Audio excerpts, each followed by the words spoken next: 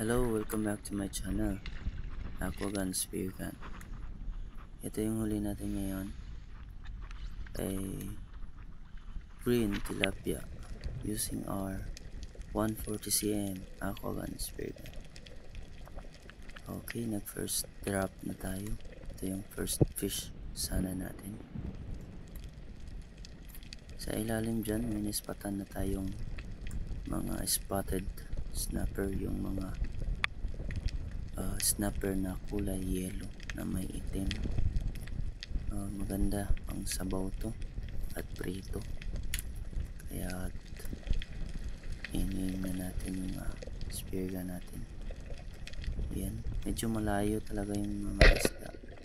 Yun, hold na natamaan natin, kaso lang nabitas.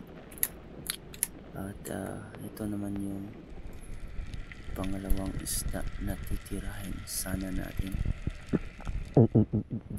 Yan yung spotted trevally. Yan, maliit lang siya pero okay na to. Yan, wala talaga, di kunin na natin to at hindi nagpa-tira kasi lumayo siya ng lumayo. At ito na yung green tilapia. Okay, slow mo tayo dito, panda.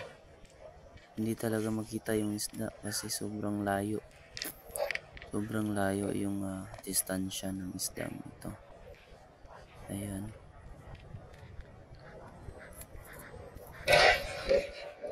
pagtira natin yun sa pool, ayan, mangoy siya.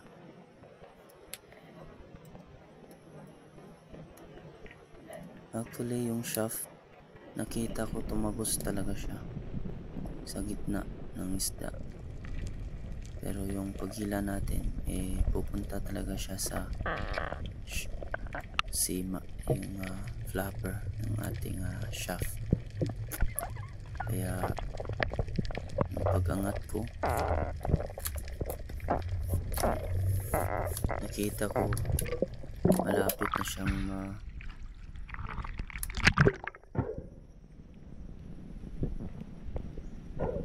tanggal sa flapper. Kaya dinadali kong sinenyasan yung dive body ko. Ayan, at yun, tinamaan. Nice dive body.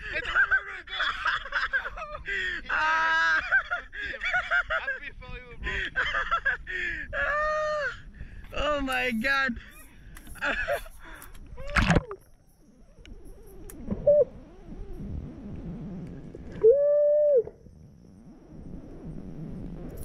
Malaki-laki na rin tong green tilapia na nahuli natin. Nasa 1 1/4 kilo na siya.